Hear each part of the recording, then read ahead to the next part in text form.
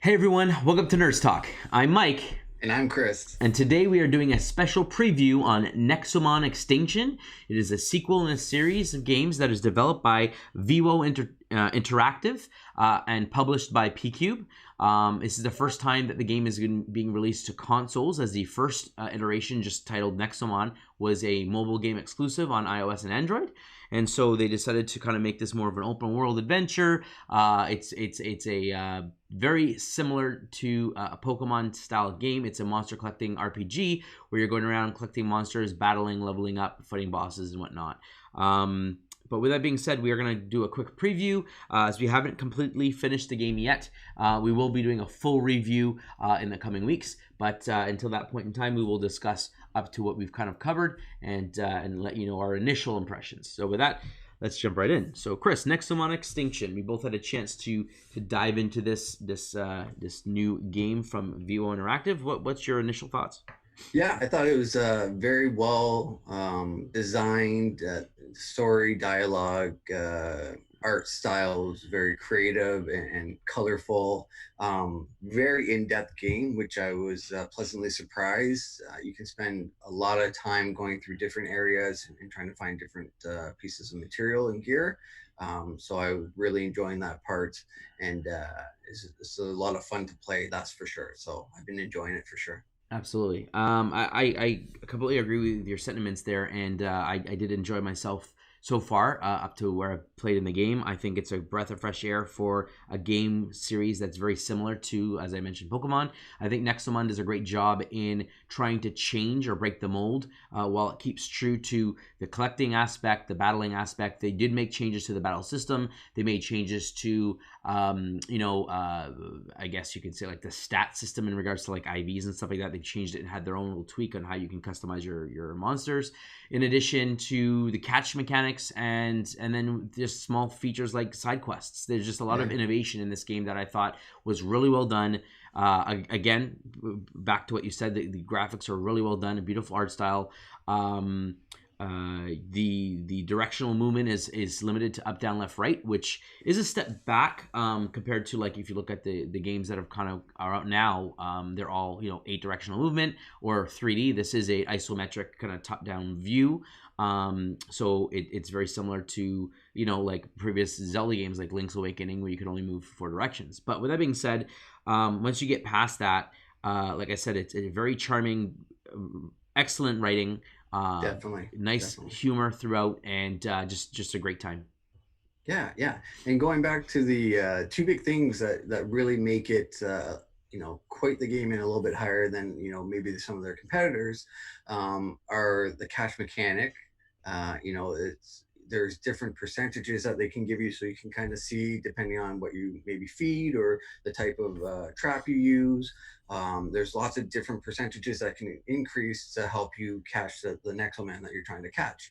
And the other thing is a huge thing, the side quests. It really does add more to the story. Sometimes you don't have time to do a full story, or you just want to kind of do something a little bit different. So some of these side quests are puzzle types, or it may be other collecting or these other things that you have to do for the quest that give you the gear and resources that you need. So they are worthwhile, but not not something you necessarily have to do to complete the game.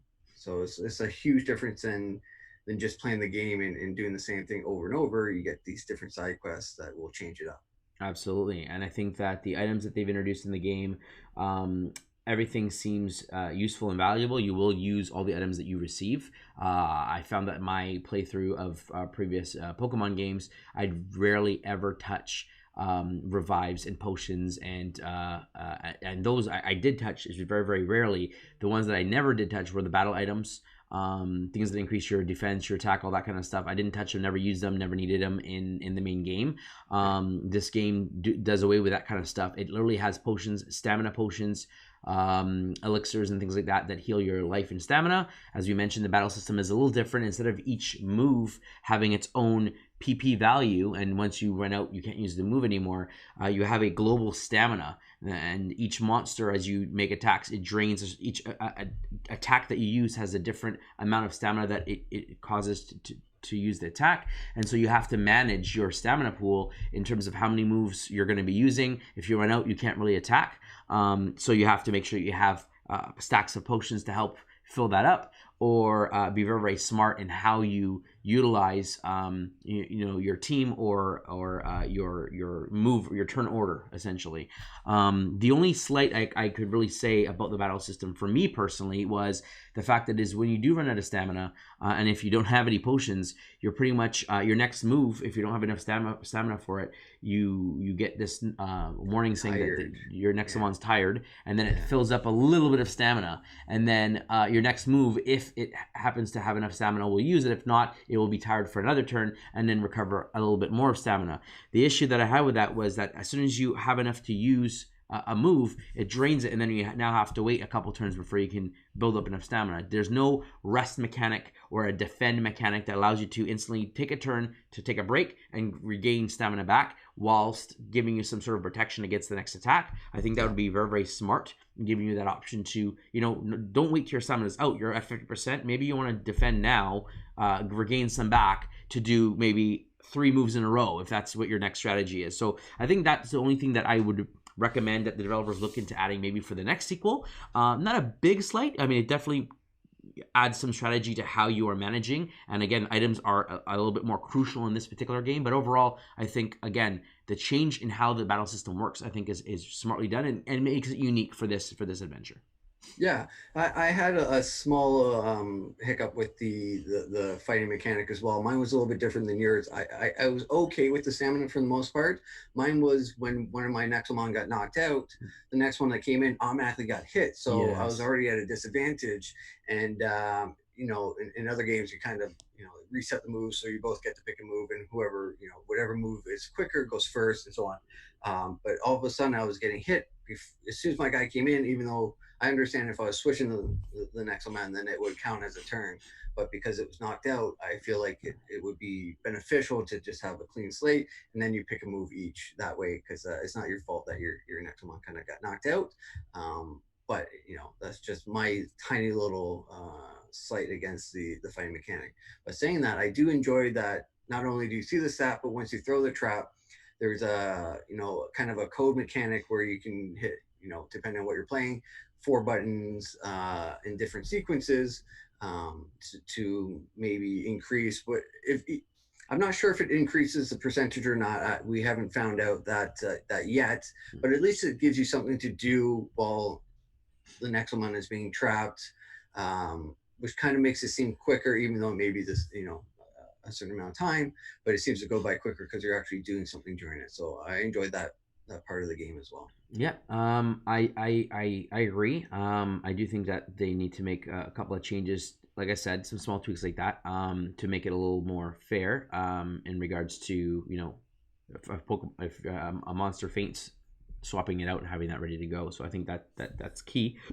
But with it being said, coming back to the items and kind of what you're using them for, and the catching mechanics, there are food items that you buy, there are whistles that you collect and things like that will allow you to increase your chances by default, regardless of the Nexomon you're going for. And then there are trap specific elemental types that help increase percentage against certain types of Nexomon. So if you combine all of these elements together, then catching them becomes a lot easier. But again, at the beginning stage of the game, it does feel like a grind. You're constantly throwing 2 to 3 traps per Nexomon because you're at most getting close to about 30%. If you dwindle this life down to as low as you can, you're looking at roughly around a 30% chance of catching that Nexomon. So 2 to 3 traps to catch one, and at the cost of 100 coins per trap, and you're getting roughly 5 to 8 coins per battle. It takes a lot to grind in order for you to start saving up to get some traps to kind of get the ball rolling.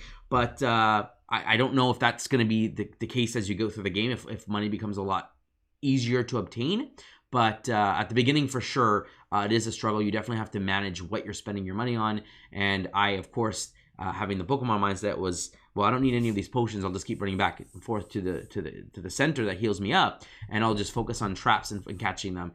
The issue with that is during battle sometimes you run out of stamina or you're running out of health, and if your monster gets knocked out, you forfeit all experience from that battle for that particular monster. So grinding up becomes a waste, and all of the moves and stamina that you use becomes wasteful, and now you got to run back to a center almost every battle sometimes in the beginning while you're kind of getting used to the battle system. So I think it's very important that, at least a tip for me is, the potions are inexpensive in comparison to the traps. When you start your game, maybe grab a few of those in order to kind of get you through a few battles a lot quicker, help you level up a little bit faster, and then hopefully start getting that income generating a little bit quicker. But overall, yeah, despite the couple of slights that we had mentioned right now in the early game, I think they've done a solid job for an independent developer. Sure. We don't know how long the game is going to be, but it definitely feels very meaty so far. And with the amount of monsters that they announced on their website, I think being over 380, there's a lot to do, a lot to collect. And so far, at least in the early part of the game, there was no multiplayer, there was no trading, battling system or anything like that with any other players. So I don't know if that is something that will be unlocked or available at the end of the game, or if there is some new mode that's available once you do complete the game that, now you have all of these Nexomon, you want to level them up. What do you use them for? If you're going to power them up or max them out, what's the benefit? So I'm kind of curious to see what there is at endgame, but we'll have to wait till we get there. But yeah, I mean, I think that's a general gist of what we think right now, right? Definitely.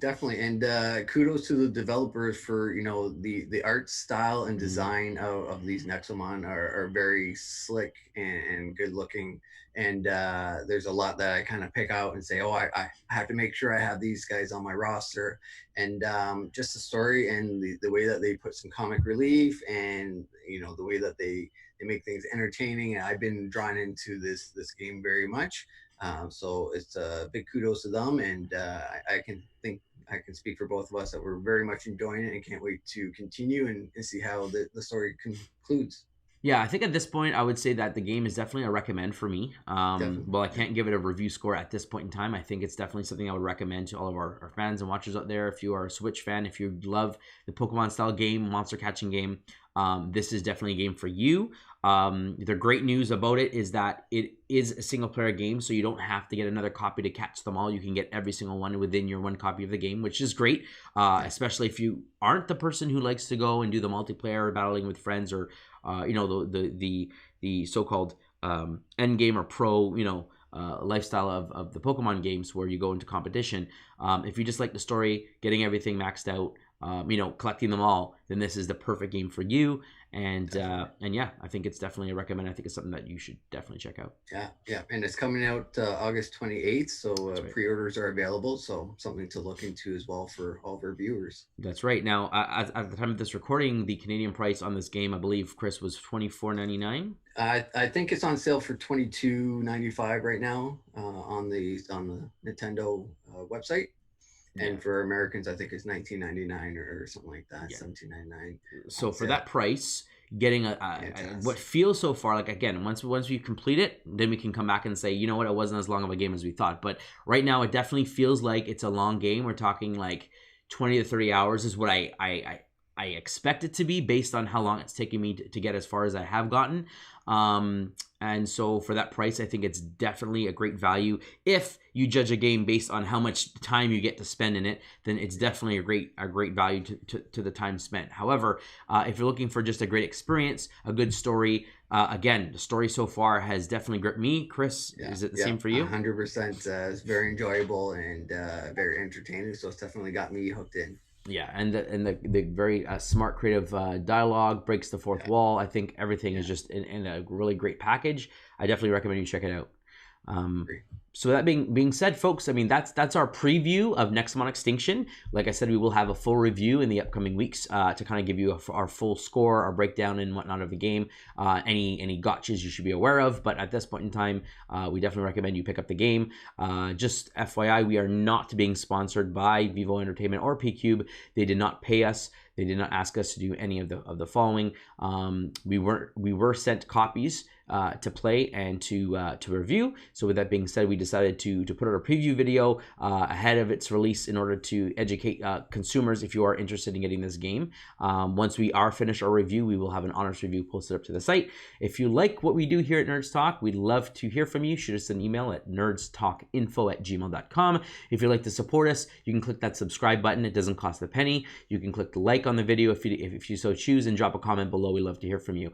Also, if you'd like us to answer any specific questions about the game in our review, drop a comment below on this particular video with any questions you have. We'll be sure to review them and answer them directly in the review video coming in the next few weeks. And with that, friends, as always, stay nerdy. Stay nerdy.